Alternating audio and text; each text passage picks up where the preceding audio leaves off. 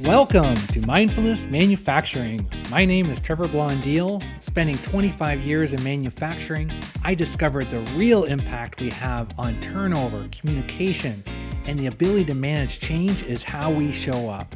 That's the essence of emotional intelligence. In each episode, we bring a guest or message to expand your skills, engage your people, and grow your organization. So let's jump in. As we get hyper-focused on results in manufacturing, as I did, and I once said, leave your emotions at the door, we have work to do, which should have said, Trevor doesn't have the skills to unpack how you're feeling, so we're going to have an okay day. You know, in manufacturing, it's not a lack that people don't care, I don't believe. It is my thought that people just don't know how. And, you know, we care about each other, we want to do well, but it is a results-oriented business. We got to make sure people go home safe, we have good quality, and there's a lot of demand to get those numbers out. That's what we're paid to do. And there's a lot of people that work together. And there's a whole bunch of stuff that goes on at home. We're getting better statistics around this whole concept of like, there are real mental health issues that people suffer with. And there's a lot going on outside of work. More than 1 out of every 5 employees every year are struggling with a diagnosable mental illness. Less than half are seeking care. And you know what? When I think about it, like even 15 years ago, I just don't think I would have been asking the questions because I didn't know how. So I brought on a friend on the show today, Adam Nemer, and he is an expert in mental health. Why? Not because he's a doctor. Welcome, Adam, to the show, man. Hey, Trevor, it's great to be here. Thanks for having me.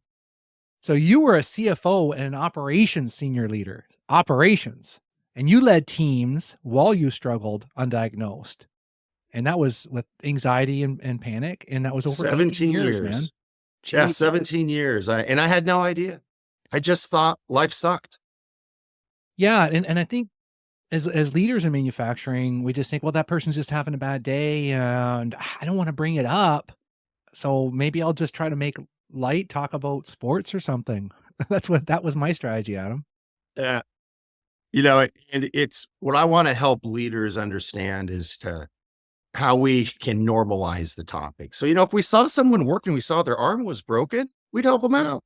Mm-hmm. We saw someone was choking while they're eating lunch, we would help them out.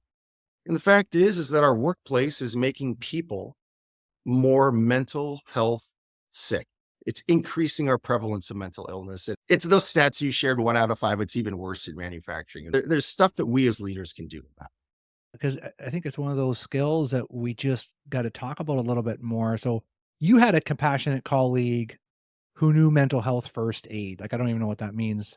But this person spotted the signs and that allowed you to shift. Like, how did that person know to have that conversation with you? Okay. So this blows my mind to this day, right? 17 years of severe illness. I had found my dad's suicide when I was 29.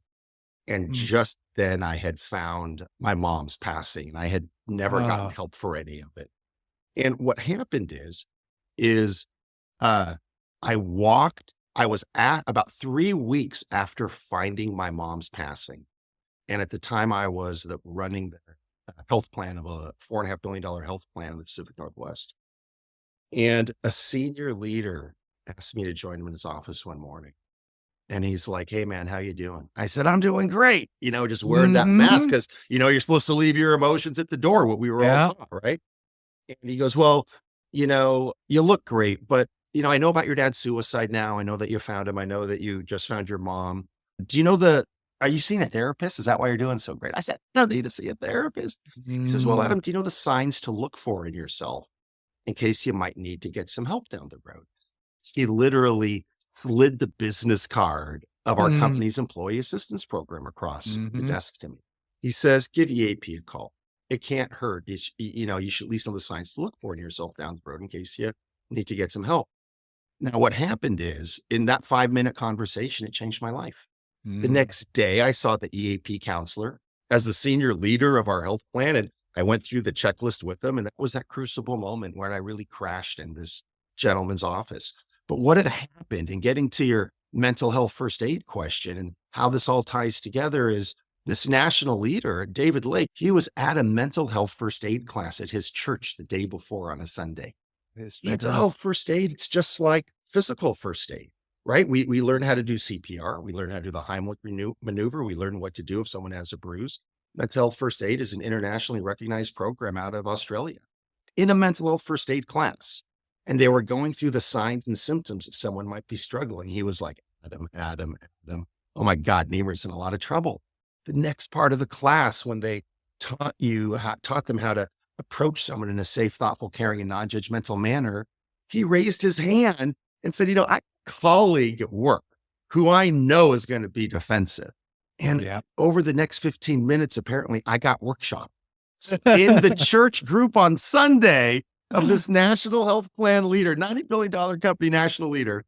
I got workshop, and that's where they came up to give me the EAP card the next day. So that's how it happened. And that's really the impetus and the spawning of what we do. I expected something more complicated. Like this is a skill I got to, because, when I worked in manufacturing and I was leading a plant, we had the EAP cards, the employee assistance program, and that we could do that. But when I think now, I had the card, but I didn't hand many out. That's right. That's right. So, but Why I'm do a you good think guy. that was? Well, I'm a good guy Yeah. and I like to help people, but I didn't hand many cards out at them. And I don't know why I didn't do that. You know, you're not alone. It's common. And in fact, check this out. National EAP utilization, depending upon who you ask, is anywhere between 3 and 6%. So now let's unpack that for a second. That means people who have EAP coverage. While we know that actually last year, it was Mental Health America found that 24% of Americans last year struggled with a diagnosable mental illness. So it was 1 out of 4, right? So we know that 1 out of 4 of our colleagues are struggling. And as leaders, historically, we've been taught to leave our emotions at the door. And to your point a moment ago, it sounds really simple. It is really simple. We're wired as human beings to recognize the signs and symptoms that someone could be struggling. I mean, we recognize them, hey, you looked at someone's looking disheveled.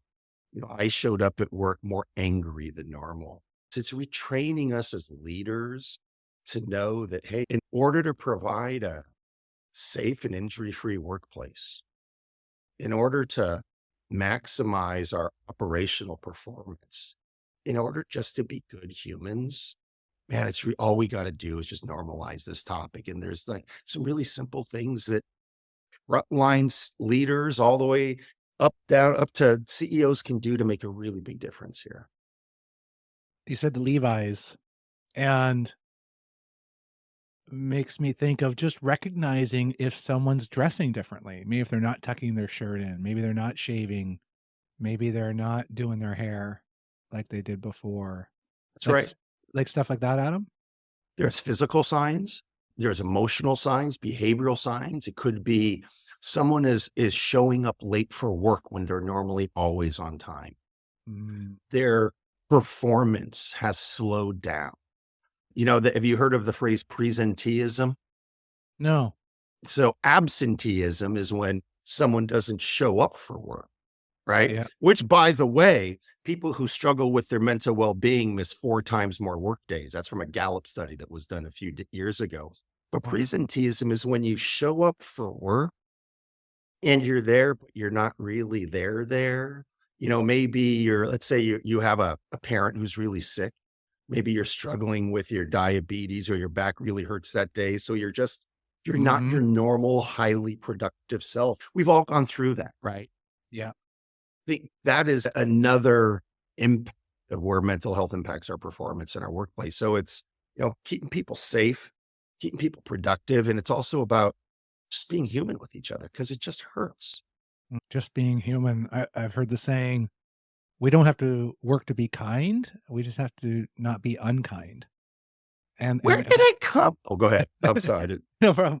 The unkind thing was more just the whole fact of, okay, this person's got a change in behavior.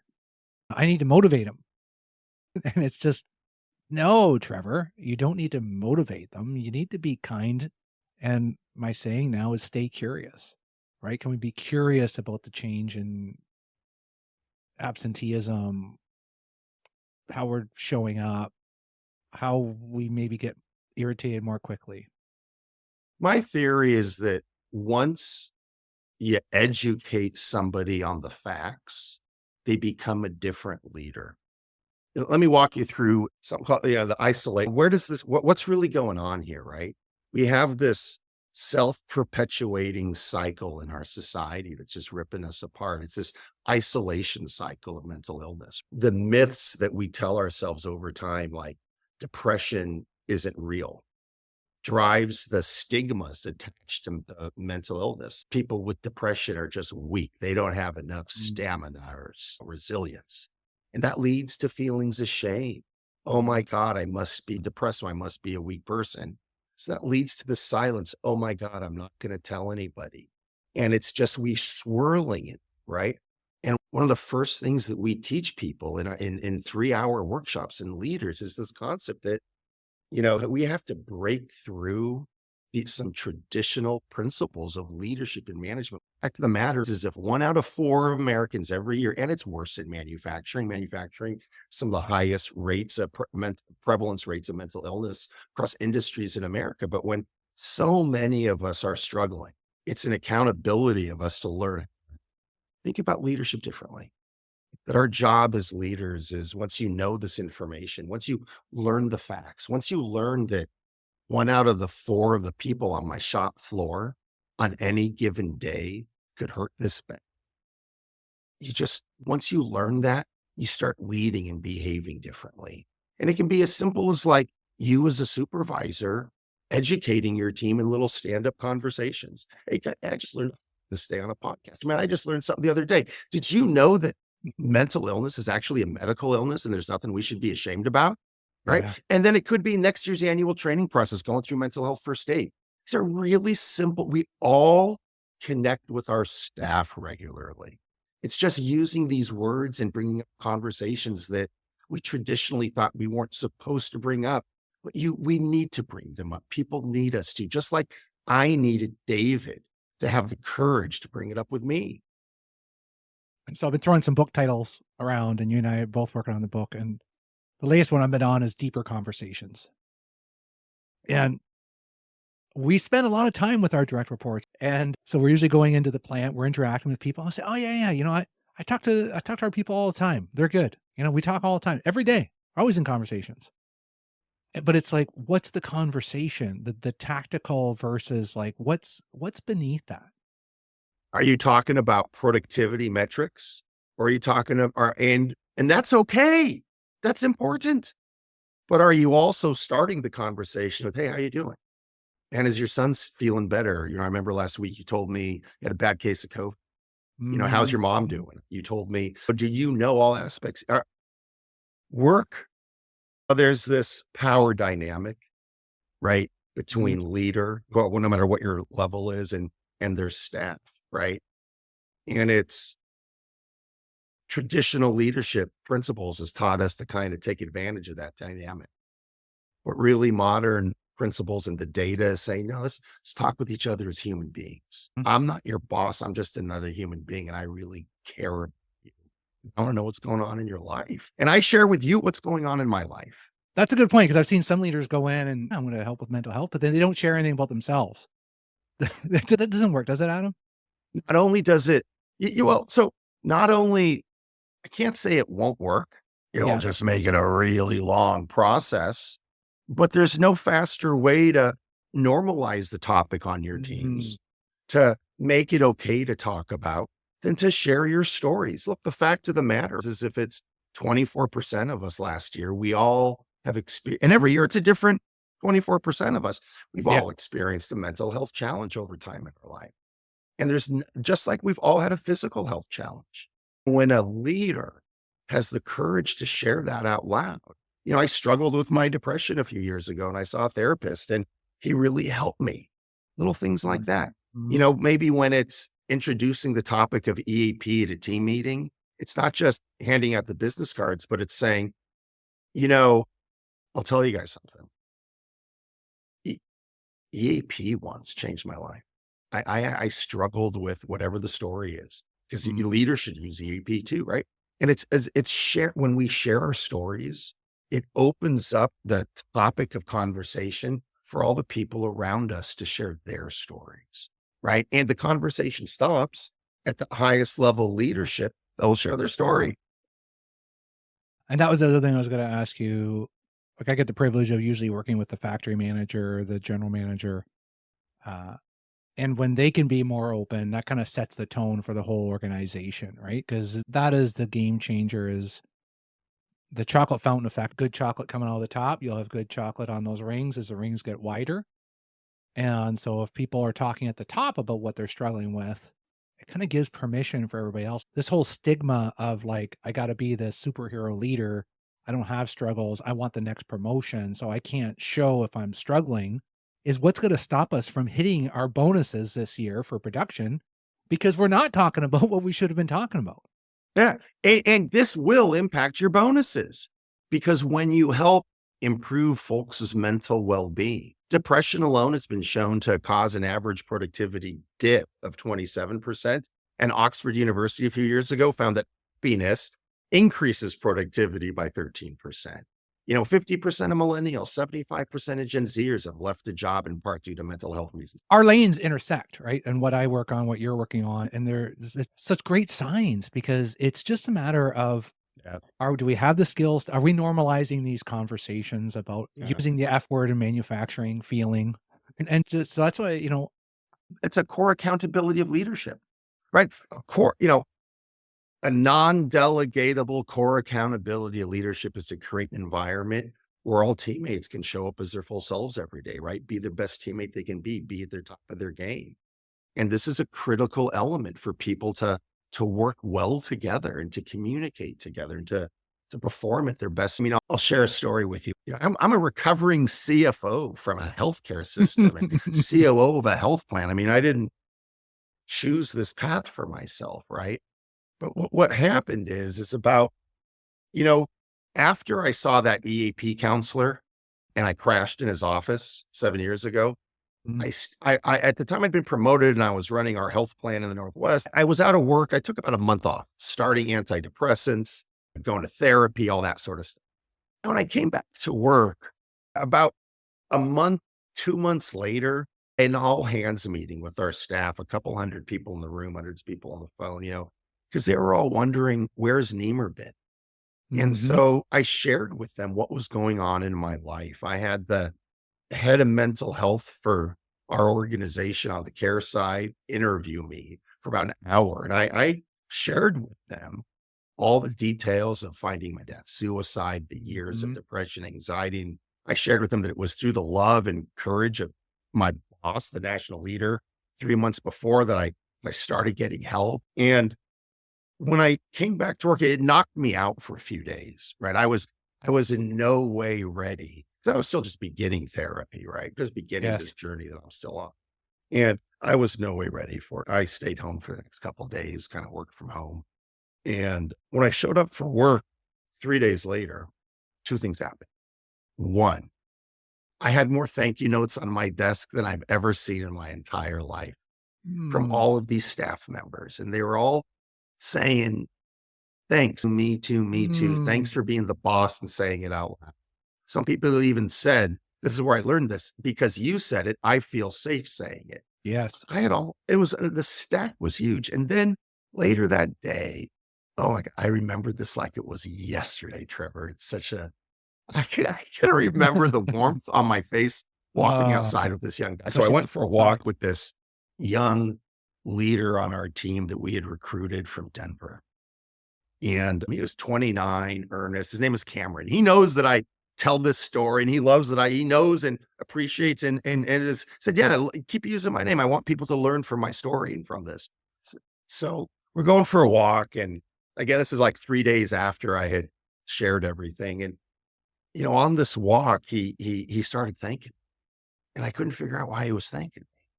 I'm like, Cameron, I'm sorry, I really don't understand. Cause I'm used to like going, I'm a senior executive, a line Yep. supervisor. I thought it was going to be a walk about how can I get a better job? How can I grow my Yep. career? Sort of mentoring stuff. And what he said was, when I was a young kid in grade school, and I was really sad and I attempted suicide. And I went to therapy through middle school and high school, and it just didn't seem to work. So I stopped going to therapy. And for years, I've known I don't want to die. I just thought my life was always going to be sad. Mm. And then when I heard you, my boss's boss's boss's boss, share in front of everybody that you were going through the same thing I am, and that even though therapy hadn't begun to work for you, you were in it for the long haul. Because remember, I just begun the story. Yeah. He says, I just wanted to thank you because your story inspired me to try therapy again. And I made an appointment for a few weeks down the road. That's what happened. Glorious. Cameron, we stay in touch, right? Chatted with him this past summer. Here to report, Trevor, Cameron is happy, surrounded by a great group of friends in Oregon, optimistic about life. He is rocking it out. He's now not a line supervisor in one part of the country, but he leads a team. He leads teams of 4 regions across the country for this national health plan. And that's what happens when leaders share their stories. It just makes it safe for everybody else too. And it breaks the stigma. There's simply, if you're listening to this podcast, you're driving down the road, you're listening to this podcast and you're going, whoa, I'm inspired by this. I actually want to do something about it. The company I started, Simple Mental Health, is called Simple for the reason. All you do is walk in today and start sharing your stories of your experiences. We've all had them. And that, game over. You just keep that up, and that's all you have to do. In our workshops, we talk about like what's the 1 or 2 emotional intelligence behaviors that I'm working on. And I see that parallel, right? Like it's like once you start sharing what you're working on, then people feel safe to bring up their own. And so with the mental health, it's like, yeah, I'm having a hard time today, or this is, there's that balance of like what everyone's willing to share, but it's got to start with somebody, and probably, you started something that people could follow. Yeah. And you'll be shocked to find what people will share when you share, and then you'll share more. Well, what happened for me in our teams, and this, none of this did I do on purpose. It just accidentally happened. Is about a year after I shared with everybody what was going on with me, and we had that walk with Cameron, not a year, but maybe 6 or 8 months, I started also to really think about leadership differently.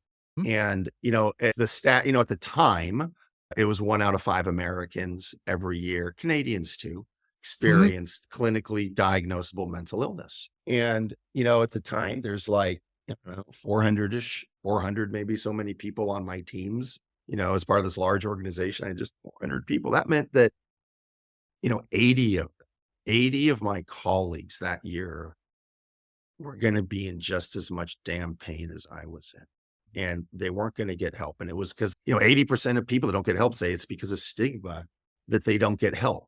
Right.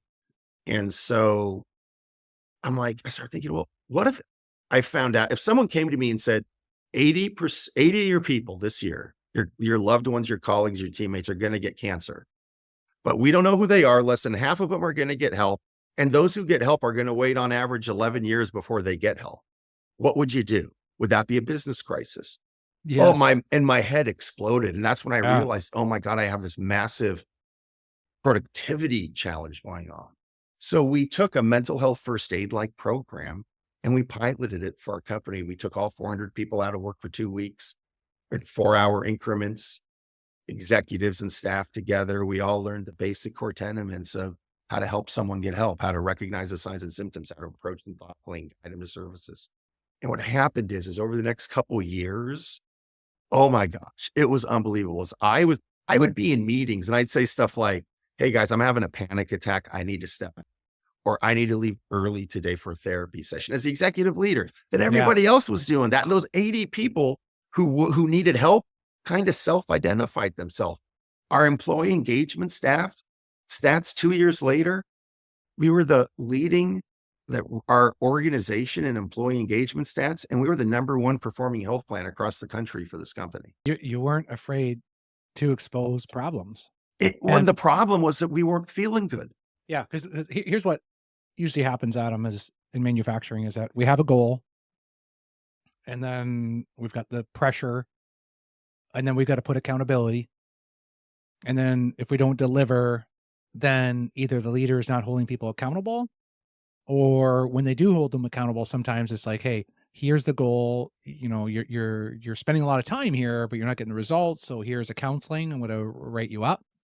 I'm a big advocate of we could probably get rid of most progressive discipline if we could just unpack that part, because I know myself, even I was really exhausted in December, a lot going on at home. And then just last week, I'm like, man, I'm not on my game. And I just realized I need to unpack a little bit, everything that's kind of going on so that my brain can be more productive. And it's like, man, everybody else is going through the same problem. So we've got to wrap up here. And I like to leave with what I leave the listeners with, but I'm going to put a little hint in there, and that I want you to kind of address, Adam, that there's leaders like me that might have said, I don't know if I want to unpack all that. They're afraid to open Pandora's box, and maybe we should just kind of not bring it up and not go too deep into it because of that fear of what they might hear. What do you say to manufacturing leaders that are driving right now, and how do you help them step through that?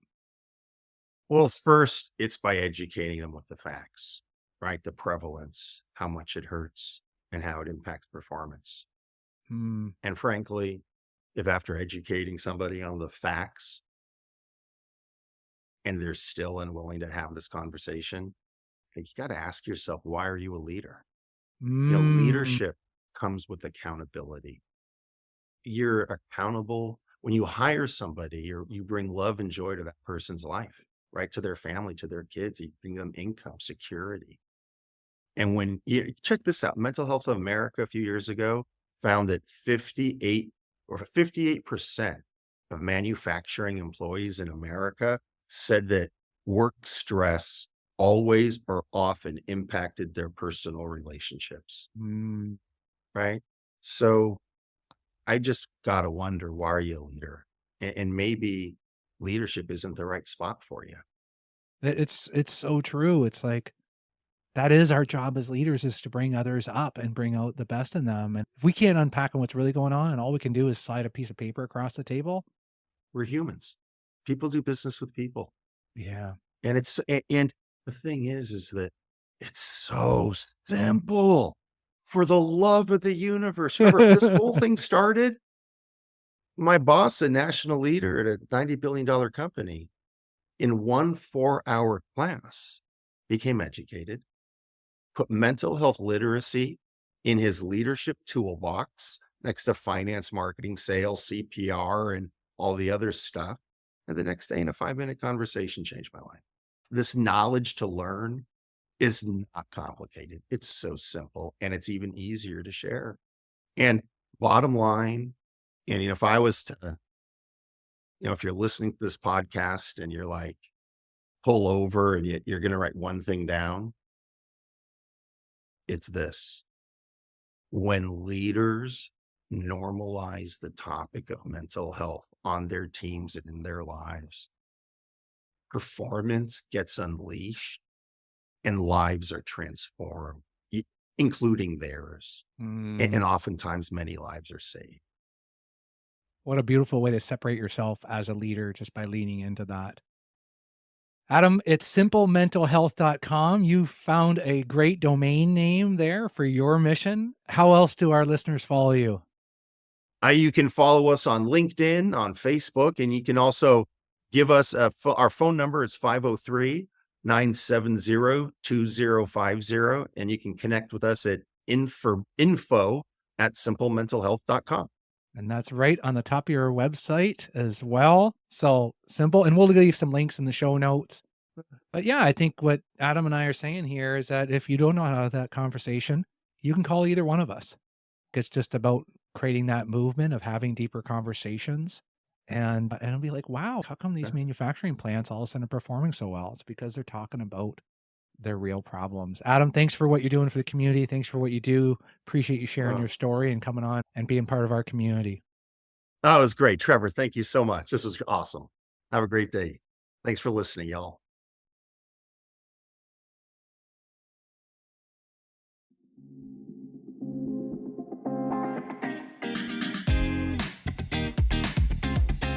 Hey folks, appreciate you taking the time to join us today. If you enjoyed this episode, share it with someone. Haven't subscribed yet? Do it now. Remember, if you want results, the key is increasing your awareness of how you show up.